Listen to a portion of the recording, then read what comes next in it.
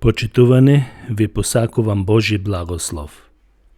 Во Откровението 2 глава 4 стих апостол Јован запишал вака: Но сепак, имам нешто против тебе, тоа што ја остави својата прва љубов. Кога црквата во Ефес се формираше и почна да се намножува, тоа беше голема радост за апостол Павле, гледајќи како Бог ги отвора вратите и во тој дел на Мала Азија. Во Дела на апостолите 19 глава е запишано дека сите што поверуваа во Христос ги донесуваа своите магиски книги и ги палеа на очиглед пред сите, што укажува на вистинска промена и доказ на Божјото дејство преку Светиот Дух, каде што е запишано: А мнозина од оние кои беа поверувале, доаѓаа и ги исповедуваа и кажуваа своите дела. А од оние кои се занимаваа со магии, мнозина ги донесуваа своите книги на куп и ги гореа пред сите. И кога ја пресметаа нивната цена, најдоа дека вредат 50.000 сребреници. Но, откако помина еден извесен период, се случи нешто што можеби самите тие не го предвидуваа и очекуваа. Црквата почна да слабее, губејќи ја првата љубов и првиот жар. Бог ја пофалува за незината верност и труд, издржливост во искушенијата и за сите неуморни дела што ги покажала, но трагедијата била во тоа што ја изгубила првата љубов.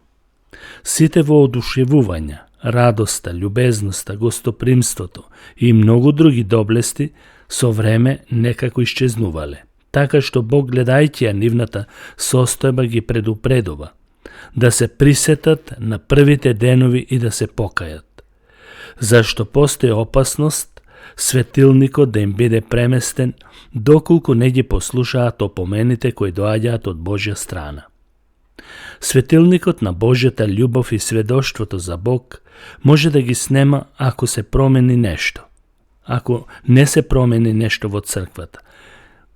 Со тоа предупредување, Бог очекува дека ќе се покајат и ќе се вратат на делата на љубов како што било порано. И во денешно време истата опомена важи за многу цркви, кои со време траење и насубирање куп проблеми почнуваат да ја губат љубовта. Божјата љубов од нивната средина ја губат и стануваат заедници во кои нема топлина, радост и љубезност.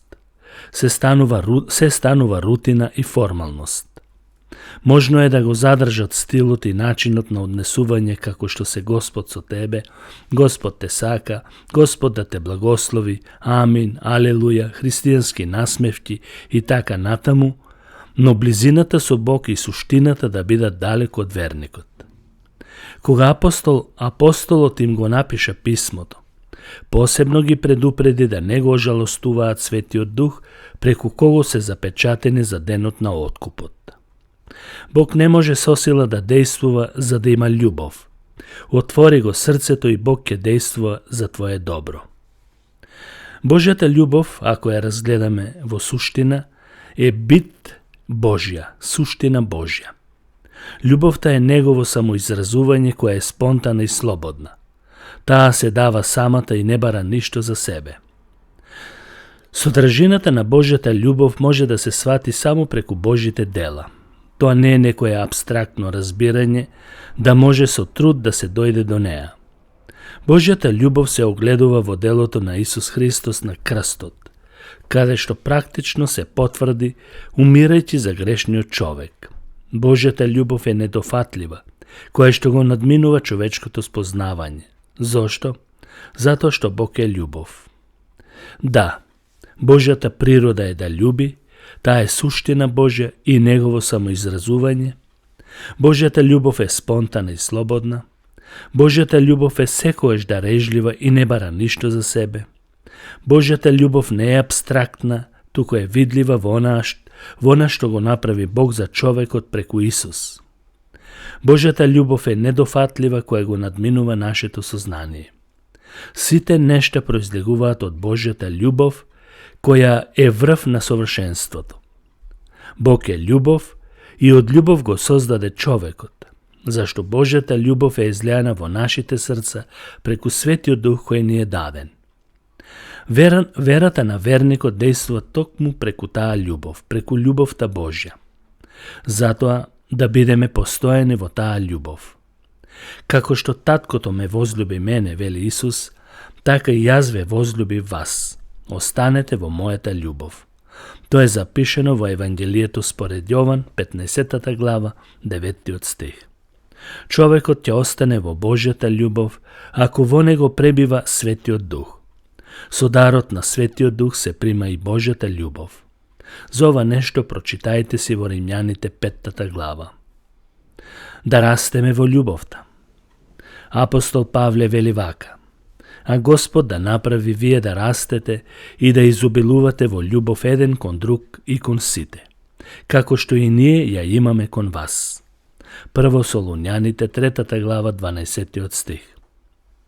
Потоа апостолот вели да ја практикуваме љубовта. А за братолюбието нема потреба да ви пишувам, зашто самиот Бог ве научи да се љубите еден друг, а вие го правите тоа кон сите браќа во цела Македонија. Но, ве молиме пак, браќа, да го правите тоа уште повеќе. Тоа е запишено во првото писмо до Солуњаните 4 глава, 9 и 10 стих. Потоа истиот апостол вели да живееме во љубов. И одете во љубов, како што и Христос ве љубеше вас и се предаде себе си за нас, како принос и жртва на Бог за благопријатен мирис. Ефесјаните 5 глава 2 стих. Потоа вели да бидеме ревностни во љубовта. Тоа посебно го пишува апостол Петар, апостол Павле и Јован и сите апостоли. Откако преку Духот ги очистивте вашите души во послушност кон вистината, за нелицемерно братолюбие, љубете се истраено еден друг од чисто срце. Прво Петрово послание, 1 глава 22 стих. Потоа апостол Павле вели да бидеме нелицемерни во љубовта. Да не биде љубовта лицемерна. Љубовта нека ви биде нелицемерна. Отстранувајте се од злото и прилепувајте се кон доброто. Тоа е запишено во Римјаните 12 глава 9 стих. Потоа апостол Павле во 2 Коринтјаните 6 глава вели во чистота, во знаење, во трпеливост, во добрина, во Светиот Дух и во нелицемерна љубов. И да се усовршуваме во љубовта. Апостол Јован вели: во љубовта нема страв, туку совршената љубов го изгонува стравот, зашто стравот вовлекува казна, а кој се бои не дошол до совршенството во љубовта. Нека Господ Бог ни помогне да можеме да ја практикуваме оваа љубов која се откри во личноста на Исус Христос. Амин.